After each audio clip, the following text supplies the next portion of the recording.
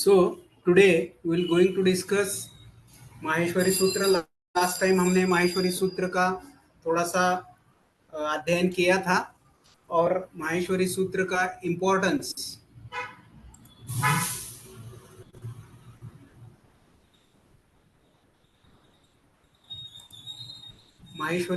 Importance भी देखा था। और वो माहेश्वरी सूत्र संज्ञा प्रकरण में कितने इम्पोर्टेंट है वो हमने देखा था।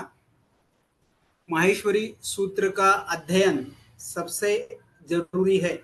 माहेश्वरी सूत्र पर ही संज्ञा प्रकरण में 5 में से कम 2 या 3 क्वेश्चंस आ सकते हैं सिर्फ माहेश्वरी सूत्र में, क्योंकि संज्ञा प्रकरण 5 मार्क के लिए एमसीक्यू के लिए इम्पोर्टेंट है। तो उसमें 2 या 3 मार्क के लिए माहेश्वरी सूत्र के आधार पर, यानी कि प्रत्याहार के या लोभ के या प्रयत्न के ऐसे क्वेश्चंस आ सकते हैं।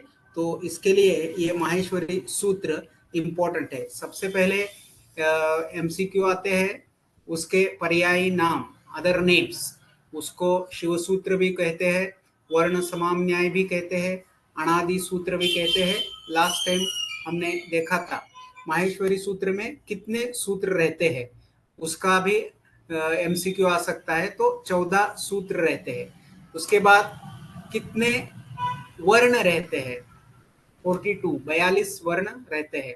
माहेश्वरी सूत्र में कौन से वर्ण नहीं है, इसके ऊपर भी क्वेश्चन आ सकता है। दीर्घ स्वर और अयोगवाह ये नहीं है। तो इस माहेश्वरी सूत्र के आधार पर जो संज्ञा प्रकरण में विविध संज्ञाएं बताई है, वो कौन कौन सी संज्ञाएं हैं, वो संज्ञा कौन कौन सी है वो पहले हम देखेंगे।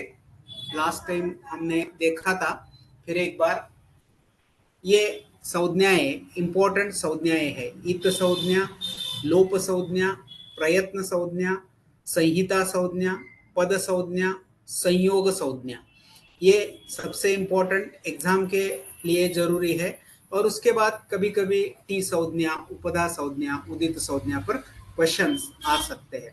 तो इत संज्ञा से हम स्टार्ट करेंगे। लास्ट टाइम उसका थोड़ा सा इंट्रोडक्शन हमने लिया था, क्योंकि प्रत्याहार बनाने के लिए ये इत संज्ञा सबसे इंपॉर्टेंट रहती है।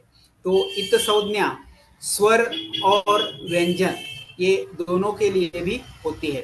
पहले स्वर के लिए जो संज्ञा इत संज्ञा है, वो इत संज्ञा का सूत्र है, उपदेशे अनुनासिको अच इत संज्ञा स्यात्। उपदेश में जो अनुनासिक वर्ण है उनको इत संज्ञा बोलते हैं। वो अनुनासिक स्वर कौन से है वो हम दूसरी संज्ञा जो है उसमें हम देखेंगे। सिर्फ अनुनासिक ये संज्ञा जो वर्ण का उच्चार हम नासा सहित करते हैं, उन सभी वर्णों को अनुनासिक संज्ञा लगती है। अगर स्वर का उच्चारण हमने नासा स्थान से किया, फॉर एग्जाम्पल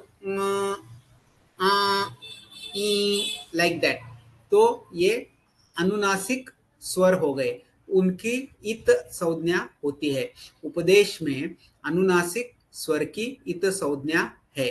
कभी कोई सूत्रों में अनुनासिक सूत्र के अनुनासिक संज्ञा के ऊपर जो सूत्र है उसके लिए ये संज्ञा इंपॉर्टेंट है।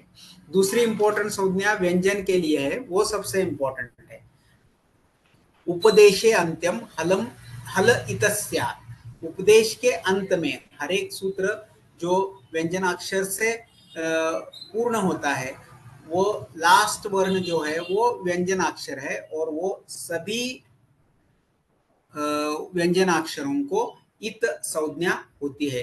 तो माहेश्वरी सूत्र का हर एक लास्ट जो वर्ण है उसको इत संज्ञा होती है, और ये इत संज्ञा व्यंजन की इत संज्ञा प्रत्याहार के लिए इंपॉर्टेंट है। उसके बाद हमने प्रत्याहार के बारे में देखा था। प्रत्याहार का सूत्र है आदिरंतेन संहिता।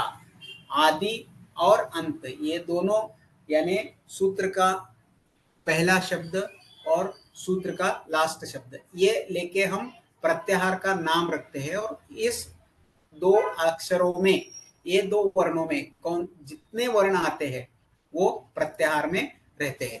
तो प्रत्याहार संख्या कितनी है? सूत्र के अनुसार प्रत्याहार की संख्या अनगिनत होती है, लेकिन पाणिनि ने उसमें से ओनली 43 प्रत्याहारों को ही अधिकृत माना है, और वो प्रत्याहार ये है, ये प्रत्याहार 43 प्रत्याहार। तो प्रत्याहार के ऊपर क्वेश्चन सिर्फ आता है कितने प्रत्याहार सूत्र के अनुसार होते हैं? अनगिनत होते हैं, अनंत होते हैं, लेकिन व्याकरण में अधिकृत पाणिनि ने कितने उसमें से बताए हैं? वो 43 है, और उसका सूत्र भी इधर दिया है। वो कौन कौन से सूत्र, कौन कौन से वर्णों से कितने प्रत्याहार हो सकते हैं, ऐसा ये वर्णन है। तो प्रत्याहार बनाना और प्रत्याहार में कौन कौन से वर्ण रहते हैं उनका ज्ञान होना सबसे इम्पोर्टेंट है। सबसे इम्पोर्टेंट प्रत्याहार है अच प्रत्याहार, उसमें सभी स्वराक्षराज रहते हैं, और हल प्रत्याहार, उसमें सभी व्यंजनाक्षर रहते हैं।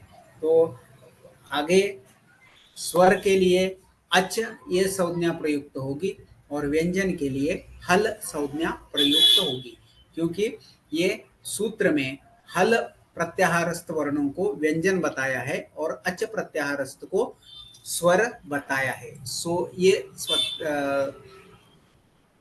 प्रत्याहार सबसे इम्पोर्टेंट है। दूसरा जो सूत्र है वो ह्रस्व दीर्घ प्लुत, ये स्वरों के बारे में है। तो ह्रस्व स्वर किसे बोलते हैं, दीर्घ स्वर किसे बोलते हैं, प्लुत स्वर किसे बोलते हैं?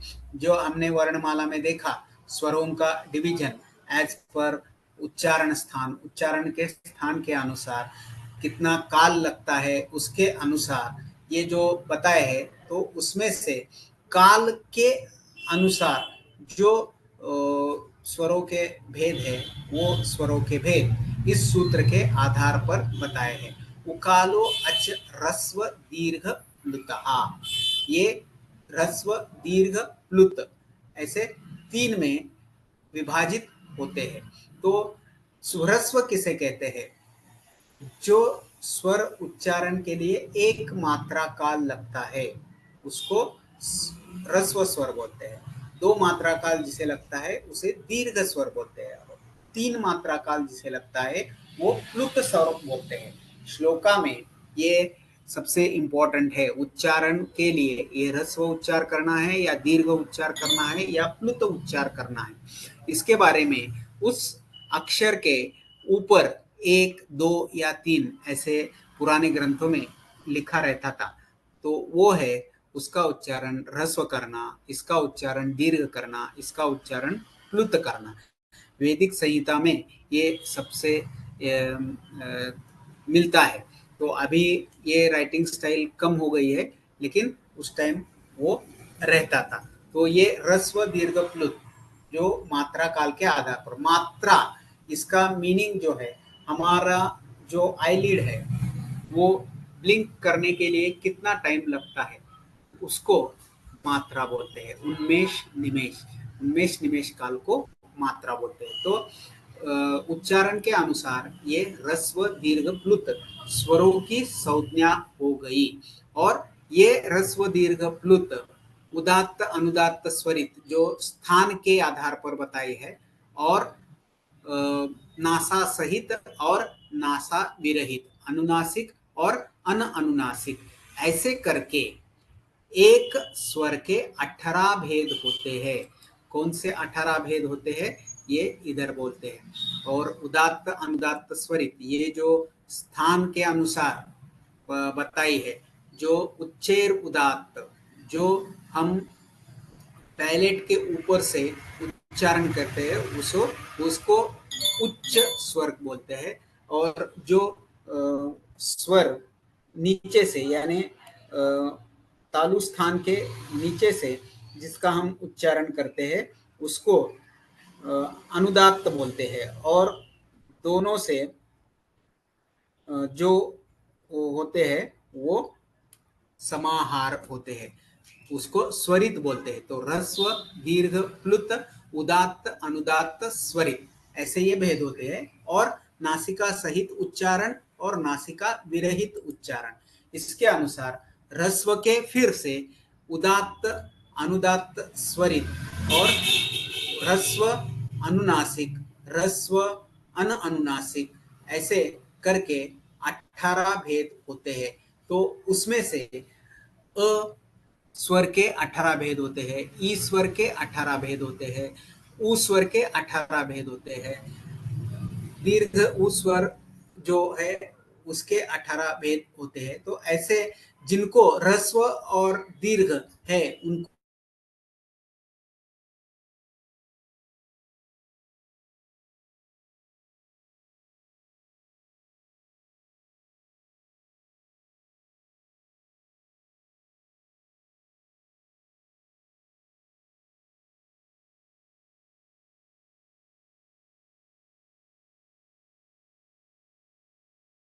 के कौन से स्वर के 18 भेद होते हैं, कौन से स्वर के 12 भेद होते हैं। तो अ, ई, उ, रु, इनके 18 भेद होते हैं। और लृ, ए, आई, ओ, औ, उनके 12 भेद होते हैं। तो ये ह्रस्व, दीर्घ, प्लुत, उदात्त, अनुदात्त, स्वरित के आधार पर ये संज्ञा बताई है। ये क्वेश्चंस एमसीक्यू के लिए इम्पोर्टेंट है। उसके बाद का इम्पोर्टेंट जो है वो सबसे इम्पोर्टेंट है, मैक्सिमम क्वेश्चंस इसके ऊपर रहते हैं। उसको स्थान और प्रयत्न संज्ञा दोनों का कंबाइन करके ये हम पढ़ाते हैं, क्योंकि इसके ऊपर स्थानों का भी वर्णन है और उसके बाद ये उच्चारण के लिए कौन कौन से एफर्ट रहते हैं उसके ऊपर प्रयत्न, ऐसे स्थान और प्रयत्न। इसका सूत्र जो है तुल्यास्य प्रयत्न सवर्णम, ऐसा सूत्र है। और ये 8 स्थान सबसे इंपॉर्टेंट बताए हैं। तो मैं ये सूत्र पहले पढ़ता हूँ और उसका डिस्कशन डिटेल में बोलता हूँ। पहला सूत्र है अकूह विसर्जनीयानाम कंठा।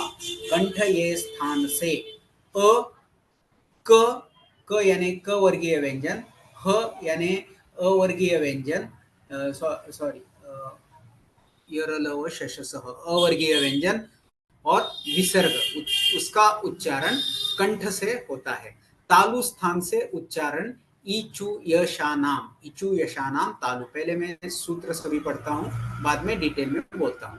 तो उसका कंठस्थ करने के लिए सबसे इंपॉर्टेंट है अकुह विसर्जनीयानाम कंठः, इचु यशानाम तालु, ऋतुरसानाम मूर्धा, मृदुलसानां दन्तः, उपुपद्मानीयानाम् ओष्ठो, यमगणनानां नासिका च, एदैदो अण्ठतालु, ओदौ तो कण्ठोष्ठं, वकारस्य दन्तोष्ठं, जिह्वामूलीयस्य जिह्वामूलं, नासिका अनुस्वारस्य, ऐसे ये सूत्र बताए हैं। तो डिटेल एक एक सूत्र का हम यहाँ विश्लेषण करेंगे। सबसे पहले है अकुह विसर्जनीयानाम कंठा।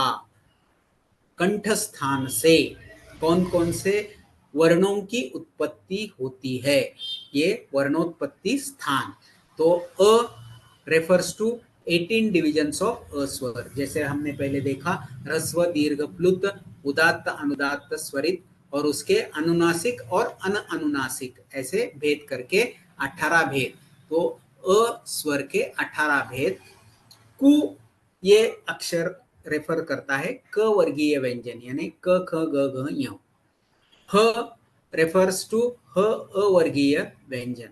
और विसर्जनीयनम रेफर्स टू विसर्ग, जो शब्द, जो पद विसर्ग से एंड होते हैं। फॉर एग्जाम्पल राम, कृष्ण, वो सभी उच्चारण स्थान कंठ रहता है, विसर्ग का उच्चारण स्थान कंठ रहता है। तो ये सभी को कंठ स्थानीय वर्ण कहते हैं। तो कंठ स्थानीय वर्ण कौन कौन से हो गए? अ के 18 भेद, क वर्गीय व्यंजन यानी क ख ग घ ञ, ह अवर्गीय व्यंजन और विसर्ग, ये सभी कंठस्थान से उच्चारित होते हैं। इसके बारे में एमसीक्यू आ सकता है। फॉर एग्जाम्पल, क वर्णस्य उच्चारण स्थान, अ वर्णस्य उच्चारण स्थान, आ वर्णस्य उच्चारण स्थान। आ वर्ण को भी पूछा तो भी हम उसका जवाब कंठस्थान ही बोलना है, तो क्योंकि 18 भेद में वो समाविष्ट होता है। और कृष्णहा ऐसा अगर बोले तो उसका विसर्ग स्थान जो है, विसर्ग का स्थान है, तो उच्चारण स्थान है वो विसर्ग है। तो ऐसे सभी वर्णों को कंठ ऐसे बोलते हैं, क्लुटेरल्स। ये हो गया पहला सूत्र, अकुह विसर्जनीयानाम कंठः। दूसरा सूत्र है इचु यशानाम तालुः। ई चु रेफर्स टू च वर्गीय व्यंजन, य रेफर्स टू अवर्गीय व्यंजन। इसमें और एक अवर्गीय व्यंजन ऐड होता है, वो श। और ये सभी वर्णों को तालव्य ऐसे बोलते हैं क्योंकि इनका उच्चारण स्थान तालु होता है। कंठ ये प्रयत्न और स्थान, इसका अगर हमने प्रैक्टिस किया तो बिना कंठस्थ करके भी हम उसका आंसर लिख सकते हैं। फॉर एग्जाम्पल, अ बोलने से हमारे कंठ से हवा ऊपर आने जैसा लगता है। ई बोलने से हम जो हवा कंठ से ऊपर आती है वो तालु पर आघात करती है, ऐसा अनुभव होता है। अगर ये हमने प्रैक्टिस किया तो ही आपको समझ में आता है, अदरवाइज आप जो सूत्र है वो सूत्र कंठस्थ करके भी उसका आंसर लिख सकते हैं। तो दूसरा सूत्र है इचु यशानाम तालु।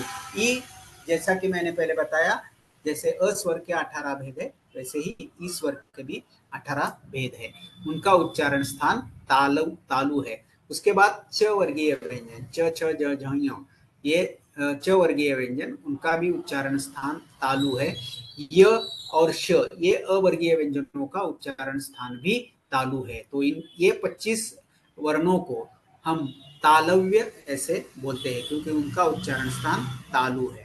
उसके बाद सूत्र है ऋतु रसाणाम मूर्धा। ऋतु रसाणाम मूर्धा, मोस्टली एमसीक्यू इस सूत्र के ऊपर आते हैं क्योंकि ये थोड़ा इजी लगता है, हमें ध्यान में भी रख सकते हैं। लेकिन ऋतु रसाणाम मूर्धा स्थान भी थोड़ा उच्चारण करने के लिए डिफरेंट रहता है, इसीलिए इसके ऊपर क्वेश्चन आ सकते हैं। तो इसमें कौन कौन से वर्ण रहते हैं उच्चारण स्थान के लिए? रू रेफर्स टू 18 डिविजन्स ऑफ रू स्वर। रू के भी 18 भेद होते हैं। ह्रस्व दीर्घ प्लुत, उदात्त अनुदात्त स्वरित, अनुनासिक अनुनासिक, ऐसे 18 रू स्वर के भेद। टू रेफर्स टू ट वर्गीय व्यंजन, ट ठ ड ढ न। र और श रेफर्स टू अवर्गीय व्यंजन। ऐसे 25 अक्षरों का उत्पत्ति स्थान मूर्धा है, उसको हम सेरेबल्स करते हैं और संस्कृत में उसको मूर्धन्य ऐसे बोलते हैं। तो कभी कभी एमसीक्यू में मूर्धन्य वर्णात् ऐसे क्वेश्चन आ सकता है, तो उसका आंसर ये ऋतु रसाणा ऐसा उधर एमसीक्यू में रहेगा।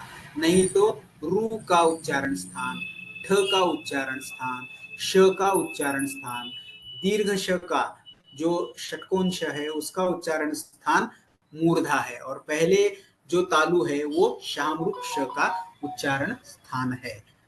तो ये तीसरा सूत्र हो गया। बाद में चौथा सूत्र लुतु लसानाम दंतहा। लु रेफर्स टू 12 डिवीजन। ईयर सबसे इंपॉर्टेंट है, इसके ऊपर भी क्वेश्चन आ सकते हैं क्योंकि यहाँ 12 डिवीजन हो गए, क्योंकि लू स्वर का दीर्घ नहीं रहता, दीर्घ का अभाव रहता है, इसीलिए वो जो 6 है, कौन से 6? दीर्घ, लू और उदात्त दीर्घ लू और अनुनासिक और अनुनासिक, ऐसे 6 जो है वो उसमें से कम होते हैं और वो 12 व्यंजन रहते हैं। उसके बाद त वर्गीय व्यंजन, त थ द ध न, ये उच्चारण स्थान दंत है। अगर हम त थ द ध न इसका उच्चारण करना शुरू किया तो हमारी जिह्वा जो है वो दंत के ऊपर स्पर्श करती है, अगर दंत का जिह्वा से स्पर्श नहीं हो गया तो हम त थ द ध न ये वर्णों का उच्चारण नहीं कर सकते। वैसे भी ल, उसके लिए भी जिह्वा दंत के ऊपर स्पर्श करती है। तो ये 19, क्योंकि ये 6 कम हो गए, 25 से 6 कम हो गए, तो उनको हम दंत्य ऐसे बोलते हैं, डेंटल्स। तो ये लुतुलसानाम दंता, ये सूत्र हो गया। उसके बाद उपध्मानीय, अयोगवाह में जो उपध्मानीय ऐसा एक टर्म बताया था मैंने, उपध्मानीय। तो उपध्मानीय किसे कहते हैं? जब विसर्ग प या फ ये दोनों अक्षर के बाद आ गया तो उसको उपध्मानीय कहते हैं। ध्यान में रखने के लिए बहुत सिंपल है, उपध्मानीय, उसमें प जो है वो प को हम ध्यान में रखना। तो प और फ से रिलेटेड विसर्ग जब आएगा तो वो उपध्मानीय रहता है। अगर पूर्ण विसर्ग यानी स्वर के बाद जो विसर्ग आता है वो आया तो उसका कंठ उच्चारण स्थान। अगर प और फ अक्षरों के बाद अगर विसर्ग आया तो उसका उच्चारण स्थान ओष्ठ रहता है। उसके बाद उ स्वर के 18 भेद। उ स्वर के 18 भेद क्यों है? क्योंकि इसका सभी रहते हैं, उ के 18 भेद होते हैं, क्योंकि ह्रस्व दीर्घ दोनों इसके रहते हैं। पु रेफर्स टू प वर्गीय व्यंजन, यानी प फ ब भ म। अगर हम उच्चारण करने लगे तो ओष्ठ जो है, हमारे ओठ जो है वो हिलते हैं, वो अपनी जगह छोड़ते हैं। प फ ब भ म, ओठों को एक दूसरे के साथ विलग होना, ये क्रिया इसमें रहती है, इसीलिए ये ओष्ठ वर्ण है। तो इनको ओष्ठ वर्ण बोलते हैं। उसके बाद जो है वो है उपउद्मानीयानाम ओष्ठो लुसुदतानाम दंतः। उसके बाद जो है यमननानाम नासिकाच, यमननानाम नासिकाच। तो न्य, म, न, न, न, ये जो व्यंजनाक्षर है, हर एक वर्गीय व्यंजन के अंतिम अक्षर क ख ग घ य, प फ ब भ म, त थ द ध न्य, ट ट ड ढ न, त थ द ध न, ये अवर्गीय वर्गीय व्यंजन जो है, तो उसके अंतिम अक्षर जो है वो नासिका, उसका उच्चारण करने के लिए हम नासिका सहित जो वर्ग है उस वर्ग का जो स्थान है उसका सहाय्य लेके उसका उच्चारण कर सकते हैं। फॉर एग्जाम्पल क ख ग घ ञ, तो ञ ये क वर्गीय व्यंजन का अंतिम अक्षर है, अनुनासिक वर्ण है, तो उसका उच्चारण स्थान तालु और नासिका है, क्योंकि हमने इचु यशानाम तालुहु, च च झ झ न, उसमें च के वर्ग में ये य आता है, तो इसीलिए च उच्चारण स्थान तालु और य उच्चारण स्थान के लिए नासिका का यूज करते हैं। तो ये उच्चारण स्थान तालु और नासिका ऐसे बताया गया है। उसके बाद म जो है वो प वर्गीय व्यंजन में आता है, प फ ब भ म, तो ये ओष्ठ और नासिका। उसके बाद न्य, ये अकुह विसर्जनीया नाम कंठा, क्योंकि क वर्ग में आता है, क ख ग घ ञ, तो इसका उच्चारण स्थान कंठ और नासिका है। ट ठ ड ढ न, ये ट वर्गीय व्यंजन में आता है, और ऋतु रसाणाम मूर्धा, इसीलिए मूर्धा और नासिका ऐसे स्थान इसके होते हैं।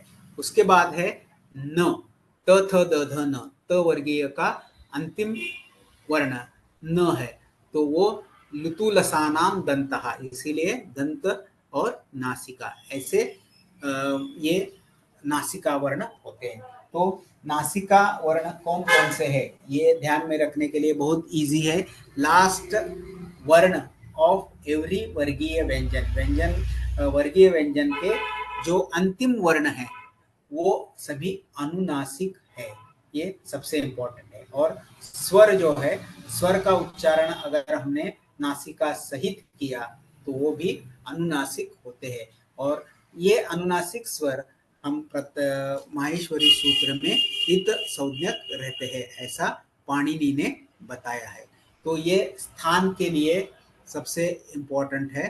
तो फिर से एक बार सूत्र सभी देखो,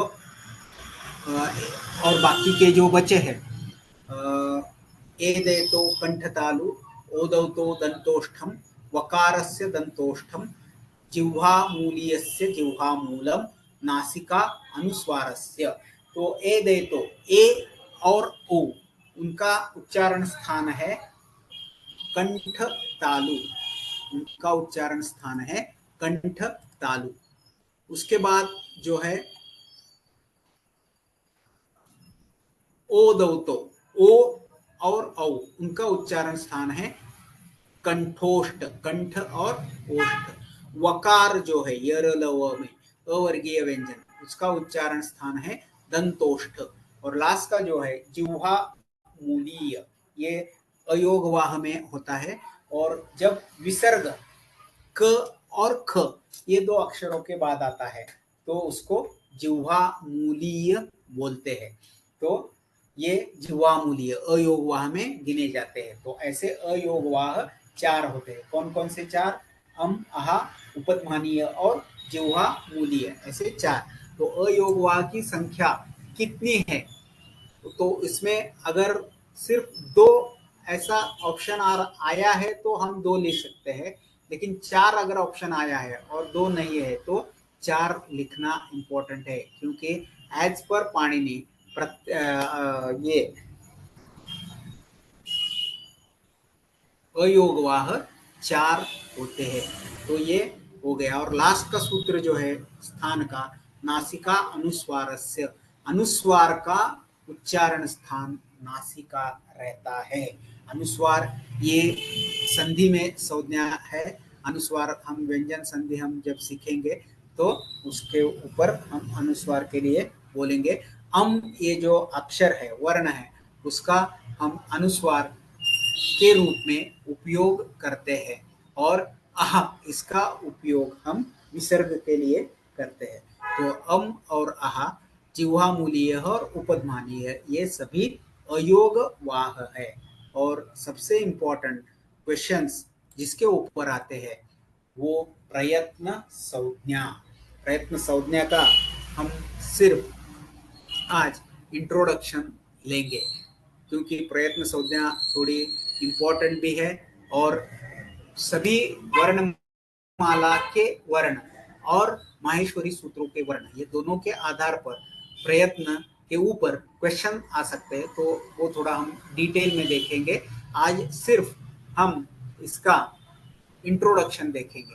प्रयत्न संज्ञा का सूत्र है तुल्यास्य प्रयत्नम सवर्णम। जो उच्चारण के लिए प्रयत्न सम रहते हैं या तुल्य रहते हैं उसको सवर्ण बोलते हैं। तो सर सवर्ण एक संज्ञा मिनिटापेक्षा ज्ञात कमी वेळ होने राहिला की। आहे. हॅलो, 1 ओके सर, मिनिटापेक्षा ही कमी लास्ट वेळ स्लाइड. राहिला. हो हो हो, ये लास्ट स्लाइड है. ओके. तो प्रयत्न का जो सूत्र है वो तुल्यास्य प्रयत्नम सवर्णम। तुल्य यानी सम, जिनका प्रयत्न सम होता है उसको सवर्ण बोलते हैं। तो ये एक सवर्ण संज्ञा, ये हम डिटेल में कल देखेंगे, क्योंकि अभी टाइम नहीं बचा है, इसीलिए प्रयत्न संज्ञा हम नेक्स्ट लेक्चर में देखेंगे। आज सिर्फ हमने स्थान के ऊपर देखा। तो ये स्थान के लिए इम्पोर्टेंट स्लाइड है। ये स्लाइड फिर एक बार देखो, आपके बुक में भी ये सभी सूत्र है। तो ये